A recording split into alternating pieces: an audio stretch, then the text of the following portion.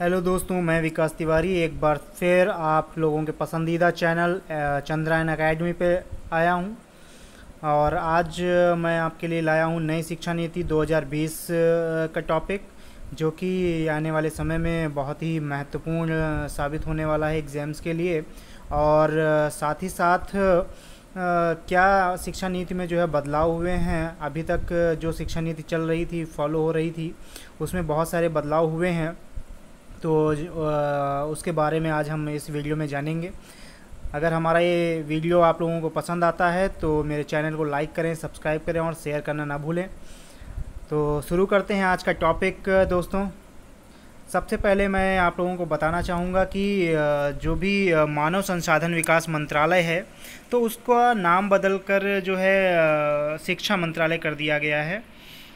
और नई education policy जो 2020 आई है, इसको लाने के लिए एक बिल पास किया गया था। और उस बिल का नाम जो है नेशनल हायर एजुकेशन बिल है, और जिसको कैबिनेट की मंजूरी मिल गई है।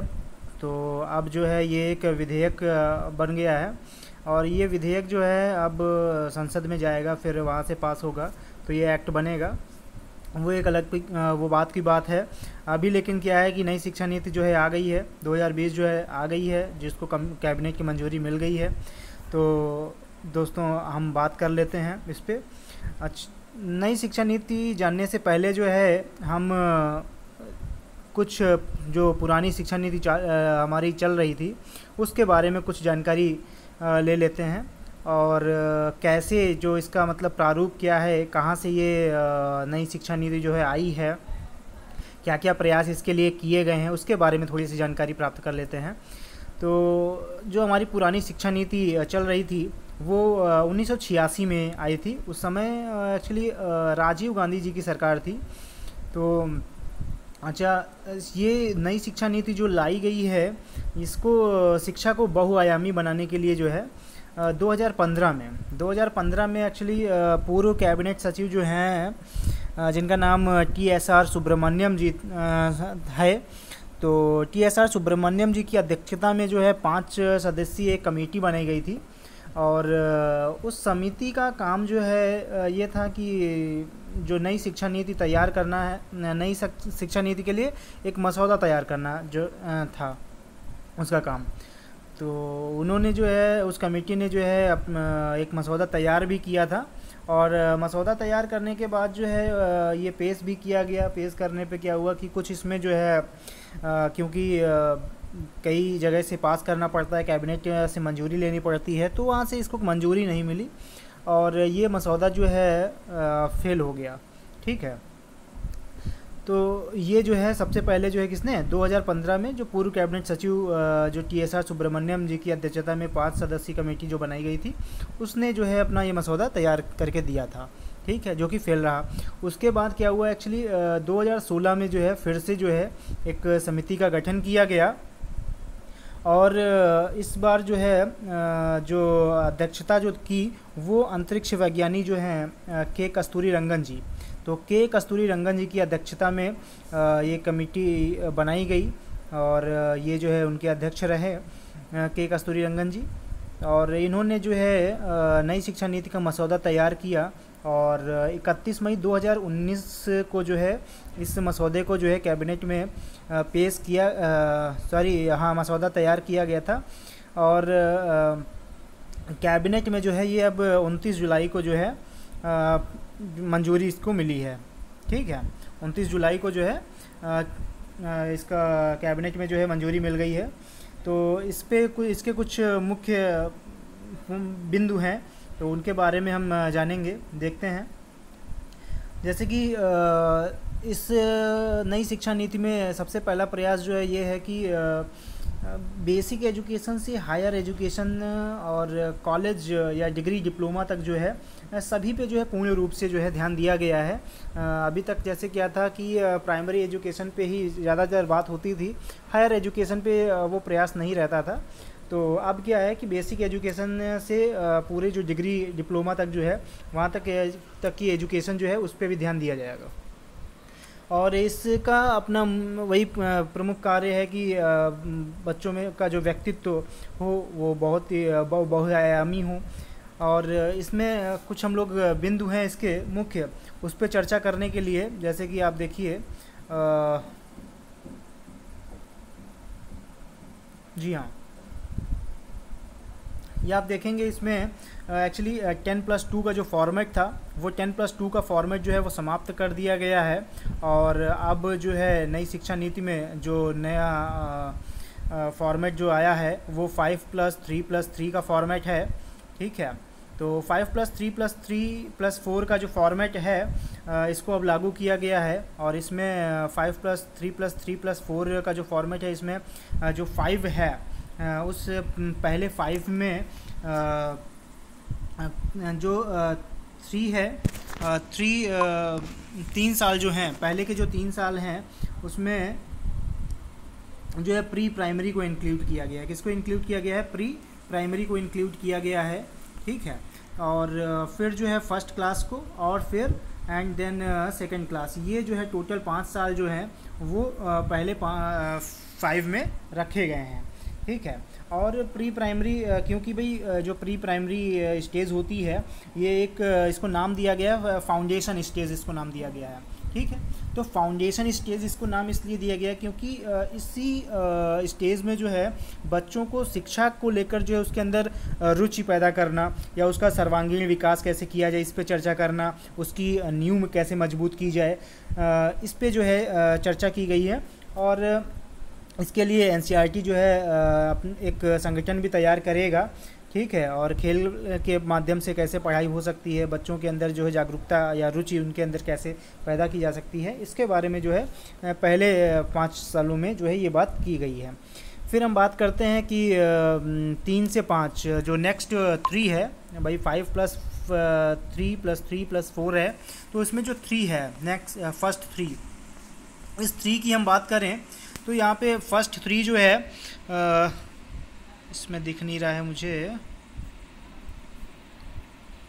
फर्स्ट 3 में एक्चुअली क्या है हाँ, फर्स्ट 3 जो है वो यानी कि 3 to क्लास 3rd से 5th के लिए बात की गई है, क्लास 3rd से 5th की बात की गई है। अब क्लास 3rd से 5th में क्या होगा भाई, 3rd से 5th में यहाँ पे जो है बच्चों के लिए कई भाषाएं सिखाई जाएंगी, ऐसा जो है बोला गया है, माना गया है कि कई भाषाएं सिखाई जाएंगी। और इसमें जो है बच्चों के अंदर उन्होंने बोला कि साइंस है, आर्ट हो गया हमारा, और मैथ्स हो गई।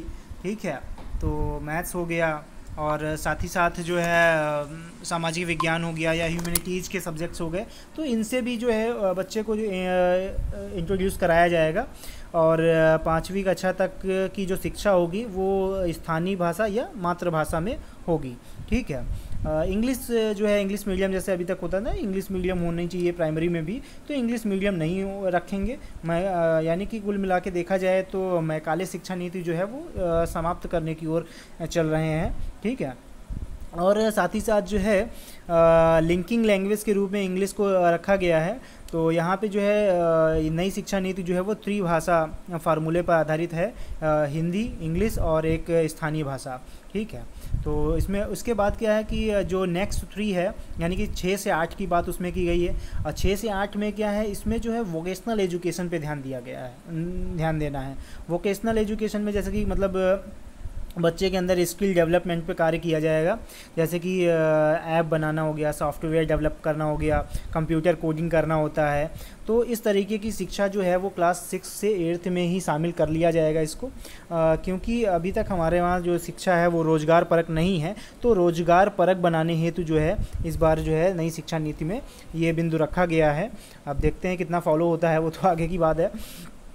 और नेक्स्ट जो 4 है हमारा, नेक्स्ट 4 में क्या है, 9th से 12th की बात उसमें की गई है। और 9th से 12th की बात करें तो इसमें जो 10th और 12th के जो बोर्ड एग्ज़ाम होते थे, अब वो बोर्ड एग्ज़ाम ना हो के यहाँ पे क्या होगा, 9th to 12th में सेमेस्टर एग्ज़ाम्स होंगे, यानी कि 6-6 महीने के अंतराल पे जो है एग्ज़ाम्स होंगे, और उनकी दोनों एग्ज़ाम्स की जो है फाइनल मार्कशीट जो है स्टूडेंट को प्रोवाइड किया जाएगा। ठीक है, रिपोर्ट कार्ड दिया जाएगा।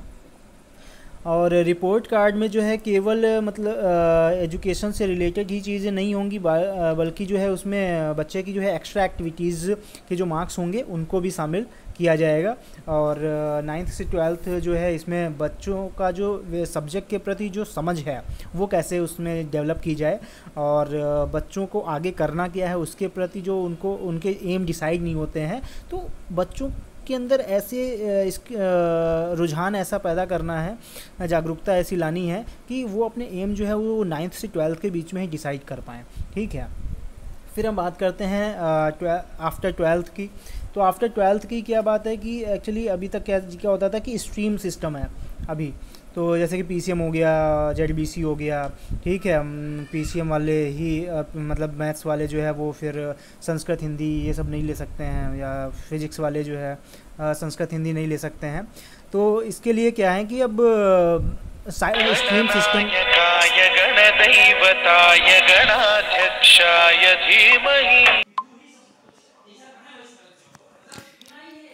और 12th के बाद की हम लोग बात करते हैं। तो 12th के बाद में क्या है कि स्ट्रीम सिस्टम जो अभी तक चल रहा था, तो स्ट्रीम सिस्टम जो है वो समाप्त कर दिया गया है।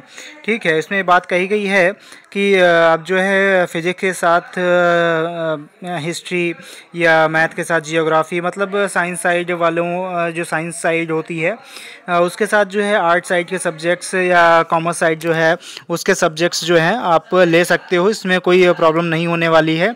सो वे अपनी जो है रुचि अनुसार जो है सब्जेक्ट्स की चॉइस होगी। ठीक है, साथ ही साथ इसमें जैसे देखिए बात की गई है जैसे कि किसी छात्र का जो रिपोर्ट कार्ड की अगर बात करें तो रिपोर्ट कार्ड में जो है जो एकेडमिक मार्क्स होंगे के स्थान पर जो है जो उसकी स्किल ठीक है कि बुनियादी शिक्षा पद्धति पर जो है ये केंद्रित की जाएगी, ऐसी जो है नई शिक्षा नीति में बोला गया है। ठीक है, और व्यावसायिक तथा शैक्षणिक पाठ्यक्रम संबंधी तथा पाठ्येतर के बीच जो है सभी तरह की जो बाधाओं को कैसे दूर किया जाए इस पे भी चर्चा की गई है। साथ ही साथ बात की गई है यहाँ पे कि ईसीई शिक्षकों और वयस्कों के लिए एक नया नेशनल करिकुलम फ्रेमवर्क जो है होगा। ठीक है, तो इस पे चर्चा की गई है। और फिर जो है बोर्ड परीक्षा नॉलेज एप्लीकेशन पर आधारित होगी, जो बोर्ड परीक्षा होगी वो नॉलेज एप्लीकेशन जो है पर आधारित होगी। ठीक है, अच्छा, इसमें क्या है कि एक परख नाम का एक राष्ट्रीय मूल्यांकन केंद्र भी स्थापित किया जाएगा। ठीक है, एक एक्चुअली नेशनल रिसर्च फाउंडेशन की स्थापना होगी जिसमें रिसर्च और इनोवेशन को बढ़ावा देने के लिए जो है इसकी स्थापना की जाएगी कि कैसे जो है अनुसंधान और इनोवेशन को जो है बढ़ावा मिले, इसके लिए जो है नेशनल रिसर्च फाउंडेशन स्थापित किया जाएगा। और जो गवर्नमेंट या प्राइवेट यूनिवर्सिटीज़ हैं उनमें जो है शिक्षा का जो है एक समान मानक होगा। ठीक है, और यूनिवर्सिटी में जो प्रवेश मतलब एडमिशन जो होता था अभी तक, वो एडमिशन जो है वो कॉमन एंट्रेंस एग्ज़ाम के बेसिस पे होंगे, मतलब एक ही एग्ज़ाम होगा, एक कॉमन एंट्रेंस एग्ज़ाम होगा जो कि एनटीए कराएगा। ठीक है, और ये एनटीए जो है क्या है, नेशनल टेस्ट एजेंसी एक बनाई जाएगी जो कि कॉमन एंट्रेंस एग्ज़ाम कराएगा। ठीक है, और अभी तक जैसे कि कई रेगुलेटरी बॉडीज़ हैं मतलब इसको नियंत्रित करने के लिए, तो अब जो है रेगुलेटरी बॉडीज़ सब को समाप्त करके एक सिंगल रेगुलेटर जो है बनाया जाएगा और वही जो है सभी उच्च शिक्षण संस्थाओं का संचालन करेगा। लेकिन ये जो है मेडिकल कॉलेजेस और जो ये लॉ कॉलेजेस हैं इन पे जो है ये लागू नहीं होगा। ठीक है, और जो यूनिवर्सिटीज़ होंगी, ये संस्थान होंगे, वो ओपन डिस्टेंस लर्निंग और ऑनलाइन प्रोग्राम भी चलाने के लिए जो है इनको छूट दी जाएगी। ये अपना इनके पास ऑप्शन रहेगा कि online classes, online program, open distance learning program जो है चला सकते हैं। ठीक है, फिर इसमें एक महत्वपूर्ण जो है बात ये की गई है कि मल्टीपल एंट्री एंड एग्ज़िट की बात की गई है। जैसे अभी तक क्या होता था कि एक साल मैंने पढ़ाई ग्रेजुएशन का एक साल कंप्लीट किया और फिर जो है मैंने एक साल छोड़ने के बाद जो है मुझे अच्छा नहीं लगा, दूसरा कोई कोर्स करना चाह रहा हूँ, तो वो हमारा क्या हो जाता है, बेकार हो जाता था। तो अब क्या है कि ऐसा कुछ नहीं है कि एक साल आपने कंप्लीट किया है तो एक साल कंप्लीट करने के बाद जो है आपको एक सर्टिफिकेट मिल जाएगा और उसके जो मार्क्स होंगे या क्रेडिबिलिटी जो होगी वो जो है डिजी लॉकर में जो सेव कर दी जाएगी। ठीक है, और जैसे 2 साल आपने कंप्लीट किया तो उसके बाद जो है डिप्लोमा आपको दे दिया जाएगा। और जैसे ही आपका कोर्स कंप्लीट होगा 3 या 4 साल का जो भी है, उसके बाद जो है आपको डिग्री मिल जाएगी। ठीक है। एक मुख्य बिंदु यहाँ पे ये भी है कि अभी तक क्या होता था कि जैसे कि एमफिल के बाद पीएचडी होती थी, तो अब क्या है कि एमए के बाद आप सीधे पीएचडी कर सकते हो। एमफिल की कोई आवश्यकता नहीं है, एमफिल समाप्त कर दिया जाएगा। ठीक है, ये चीज़ यहाँ पे बोली गई है। तो दोस्तों, अगर हमारा ये वीडियो आप लोगों को पसंद आया हो तो मेरे चैनल को लाइक करें, सब्सक्राइब करें और शेयर करना ना भूलें। थैंक यू, धन्यवाद। जय हिंद, जय भारत।